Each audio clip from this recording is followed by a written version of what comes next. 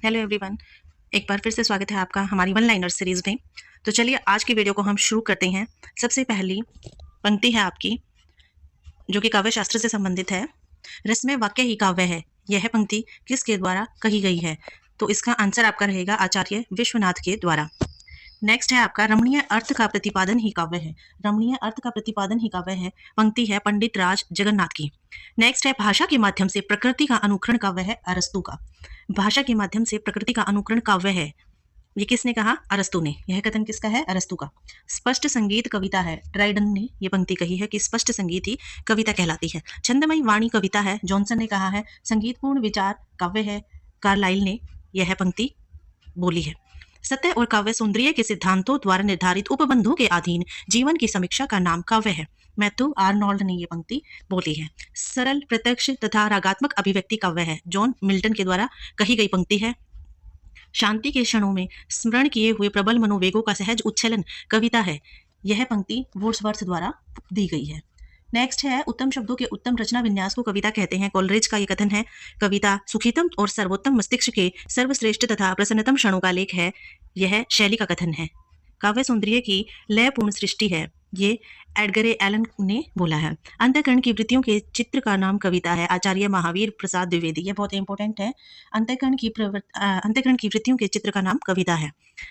Next आता है, अव्यक्त की अभिव्यक्ति जगत है, अतः कविता अभिव्यक्ति और अभिव्यक्ति हुई, यह कथन है। अतः कविता अभिव्यक्ति की अभिव्यक्ति हुई, यह कथन है आचार्य रामचंद्र शुक्ल का। अव्यक्त की अभिव्यक्ति जगत है, अतः कविता अभिव्यक्ति की अभिव्यक्ति हुई है। सत्वोद्रेक या हृदय की मुक्तावस्था के लिए किया हुआ शब्द विधान काव्य है, यह कथन भी आचार्य रामचंद्र शुक्ल ने दिया है। जिस प्रकार आत्मा की मुक्तावस्था ज्ञान दशा कहलाती है, उसी प्रकार हृदय की मुक्तावस्था रस दशा कहलाती है। हृदय की इसी मुक्ति की साधना के लिए मनुष्य की वाणी जो शब्द विधान करती आई है, उसे कविता कहते हैं, आचार्य रामचंद्र शुक्ल ने कथन दिया है। जगत का नाना वस्तुओं व्यापारों का एक रूप में रखना कि वे हमारे भाव चक्र के भीतर आ जाएं, यही काव्य का लक्ष्य होता है, यह कथन भी आचार्य रामचंद्र शुक्ल द्वारा दिया गया है। काव्य संसार के प्रति कवि की भाव प्रधान मानसिक प्रतिक्रियाओं की कल्पना के ढांचे में ढली हुई श्रेय की प्रेम स्वरूपा प्रभावोत्पादक अभिव्यक्ति है, यह कथन बाबू गुलाब राय द्वारा दिया गया है। नेक्स्ट आते हैं हम इसी श्रेणी में, काव्य दो प्रकार प्रकृत मानव अनुभूतियों का नैसर्गिक कल्पना के सहारे ऐसा सुंदरमय चित्रण है जो मनुष्य मात्र के स्वभावतः भावोच्छ्वास से और सौंदर्य संवेदन को उत्पन्न करता है, यह कथन आचार्य नंद दुलारे वाजपेयी ने दिया। साहित्य मनुष्य के अंतर का उच्छलित आनंद है, जो उसके अंतर में नहीं अट सकता था। साहित्य का मूल यही आनंद का अतिरेक है। उच्छलित आनंद के अतिरेक से उद्भूत सृष्टि ही सच्चा साहित्य है, यह पंक्ति हजारी प्रसाद द्विवेदी की है। नेक्स्ट आता है, साहित्य जनता की वाणी है, उसके जातीय चरित्र का दर्पण है, प्रगति पथ में बढ़ने के लिए उसका मनोबल है, उनकी सौंदर्य की चाह पूरी करने वाला साधन है, कथन रामविलास शर्मा द्वारा दिया गया है। कविता सबसे पहले शब्द है और अंत भी यही बात रह जाती है कि कविता शब्द है, कथन अज्ञेय द्वारा दिया गया है। काव्य आत्मा की संकल्पनात्मक अनुभूति है, जिसका संबंध विश्लेषण, विकल्प या विज्ञान से नहीं है, वह एक श्रेयमयी प्रेम रचनात्मक धारा है, कथन जयशंकर प्रसाद महाकवि द्वारा दिया गया है। नेक्स्ट आता है, साहित्य अपने व्यापक अर्थ में मानव जीवन की गंभीर व्याख्या है, कथन पंत जी का है। कविता हमारे परिपूर्ण क्षणों की वाणी है, ये भी पंत जी का कथन है।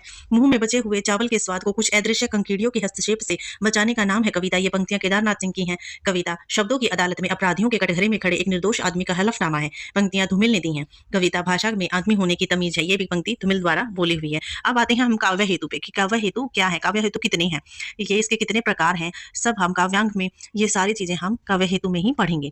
सबसे पहली पंक्ति है, काव्य हेतु कितने माने गए हैं। सबसे पहला प्रश्न देखिए, काव्य हेतु कितने माने गए हैं, तो इसका उत्तर होगा काव्य हेतु 3 माने गए हैं। वो 3 कौन कौन से हैं? प्रतिभा, व्युत्पत्ति, अभ्यास। प्रतिभा के कितने प्रकार माने गए हैं या प्रतिभा कितने प्रकार की मानी गई है, तो ये 2 प्रकार की है। सहजा, जो जन्मजात होती है, सहज रूप से आ जाती है। उत्पादा, इसका मतलब है देव आराधन या मंत्र के बल से जिसको अर्जन किया जाता है, अध्ययनजन्य। प्रतिभा के 2 भेद हैं, सहजा और उत्पाद्या। किसने कहा इसके 2 भेद किसने बताए हैं, तो ये रुद्रट ने बताई हैं। लोको विद्या प्रकीकरण से काव्यांगानी उक्ति किसकी है, ये वामन ने दी है। ये पंक्ति किसने दी है, ये वामन ने। काव्य हेतु के बदले काव्यांग शब्द का प्रयोग करते हुए किस आचार्य ने लोक विद्या और प्रकीर्णन को काव्य हेतु स्वीकार किया, तो ये वामन ने किया था। काव्य हेतुओं के विवेचन में राजशेखर की मौलिक उद्भावना क्या है? शक्ति और प्रतिभा में भेद करना। शक्ति व्यापक है जबकि प्रतिभा परिमित है, ये सीमित है।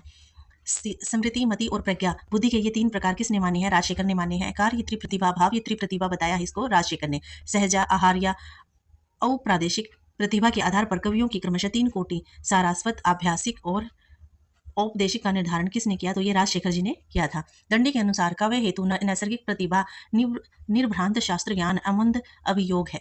काव्य हेतु 3 है, नैसर्गिक प्रतिभा, निर्भ्रांत शास्त्र ज्ञान, अमंद अभियोग। नरतत्वम दुर्लभम लोके विद्या तत्र सुदुर्लभ, कवित्व दुर्लभम तत्र शक्तिस्त्र सुदुर्लभ। ये अग्निपुराण की पंक्ति है। केशव मिश्र ने 3 प्रमुख हेतु बताई हैं। केशव मिश्र ने 3 प्रमुख हेतु बताई हैं, प्रतिभा, व्युत्पत्ति और अभ्यास। प्रतिभा, व्युत्पत्ति और अभ्यास, यही 3 प्रमुख काव्य हेतु माने गए हैं। आनंदवर्धन ने प्रतिभा को प्रधान और व्युत्पत्ति को गुण बताया है। वाग्भट ने अभ्यास और व्युत्पत्ति को ही प्रतिभा का कारण बताया है। कुंतक ने पूर्व जन्म की व्युत्पत्ति, वर्तमान जन्म के संस्कार को अभ्यास से प्रतिभा बताई है। जगन्नाथ ने केवल प्रतिभा को ही काव्य हेतु का कारण माना है, कि काव्य हेतु का कारण सिर्फ प्रतिभा ही है। जयदेव प्रतिभा, ज्ञान और अभ्यास तीनों को कविता का कारक मानते हैं। प्रतिभा के 2 भेद